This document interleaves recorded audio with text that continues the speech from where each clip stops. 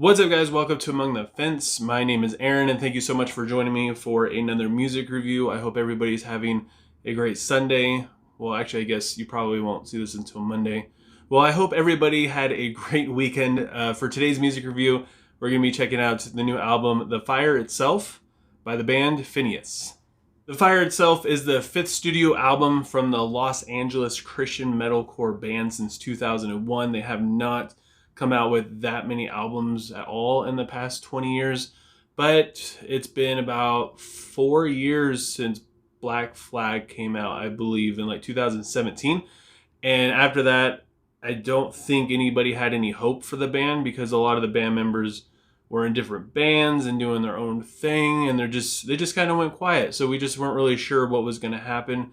And I will say that the kind of interesting side note is that Phinehas has no original members since 2001. They do have people that have been in the band since I think like the earliest is 2014 or so. So they do have some consistent people in there, but it's been so long.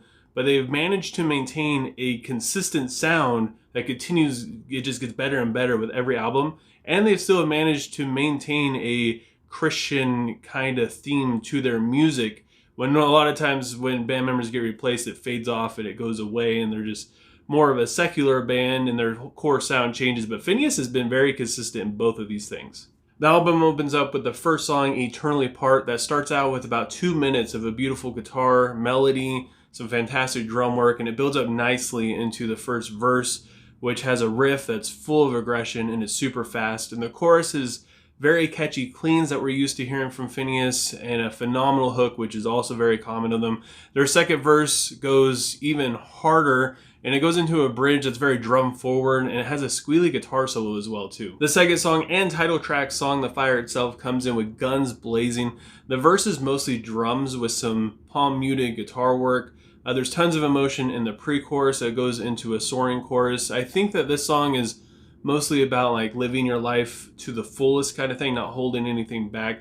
It's complete with the epic guitar solo and a breakdown to finish everything off just as fiercely as it started. The third song, Thorn, starts out with a very slow atmospheric intro that forms into a very powerful drum passage with melodic guitar.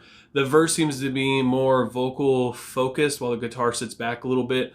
The pre-chorus is super intense and it flies directly into the chorus, which I found to just be musically, it was just okay. It didn't really do a whole lot for me, but the lyrics are fantastic. The breakdown is solid, yet kind of basic in nature, but that doesn't really take away from its enjoyment and just how good the song is. The song Defining Moment starts out with a swelling guitar riff, some huge vocals that's eventually joined in by some guitar chugs. The lyrics in this song are a little bit more personal, it seems like, and they talk more about like their real life situations with lyrics like, "You have a choice, love is what's left over when being in love fades away." And while the music in this song is fantastic, it's mostly like the passion and the lyrics that really hooked me, especially when I was reading along with it. It's fantastic. Especially when the outro screams, "Don't fear death not knowing true love." It just hits you so hard.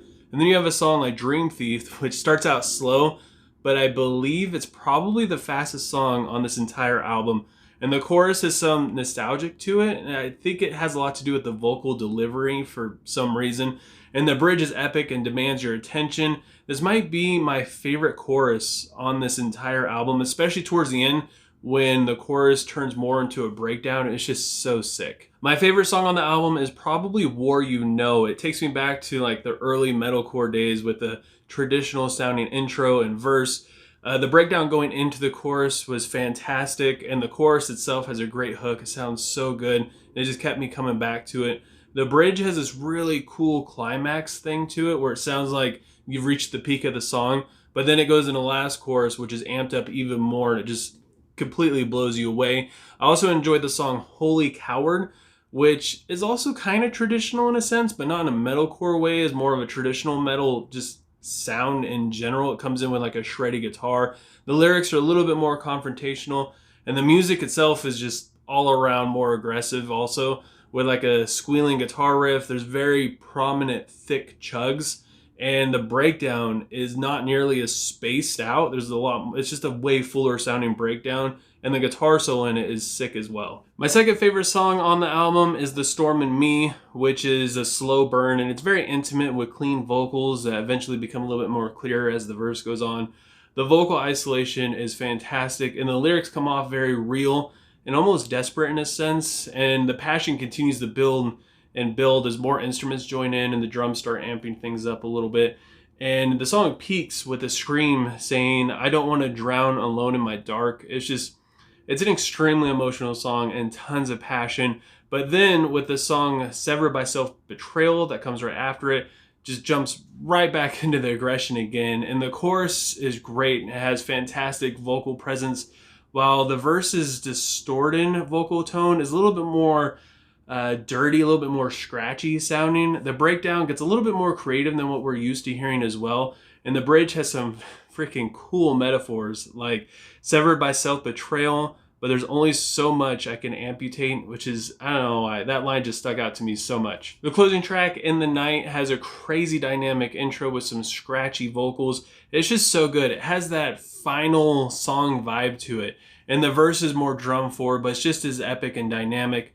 There's a great hook in the chorus, which is phenomenal. And the guitar melody does a lot to bring out the emotion in the song as well. The second verse is brutal and the solo is so sick. There's so much like just good phrasing in the solo and there's so many good note choices, which I don't really find myself saying that much about metalcore songs. And I feel like that's probably why I'm not a fan of metalcore solos. I feel like they're just lacking great phrasing and note choices.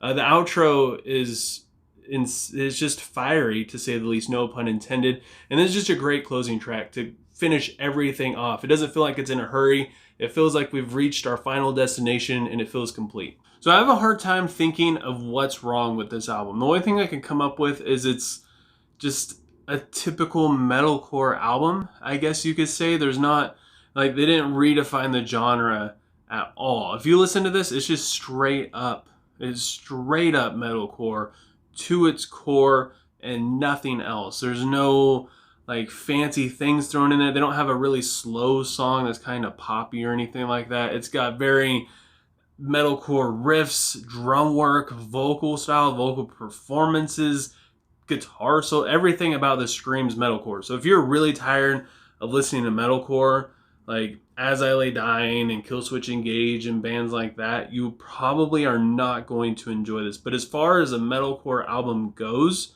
this is like top tier stuff. This is a fantastic album. And one thing that I noticed that I actually appreciated, which some of you might not totally agree with me on this, but I really liked how they didn't like use synthesizers and stuff, or at least they didn't like overuse synthesizers like at all. It sounds like it's just a band with guitars and bass and drums and vocalists just doing their thing. It doesn't sound like they added in any special sounds to get like extra atmospheric in certain areas or anything like that. And it sounds like they put a lot of hard work into this album. Like they thought things out. They didn't just come up with a riff in like 2 or 3 minutes and they're like, that's it. And they didn't work on it. It sounds like they came up with an idea and they sat down and they just went to work on it as long as they could until it was perfect. And I can't think of any way to really make this album better because of that. The melodies are great.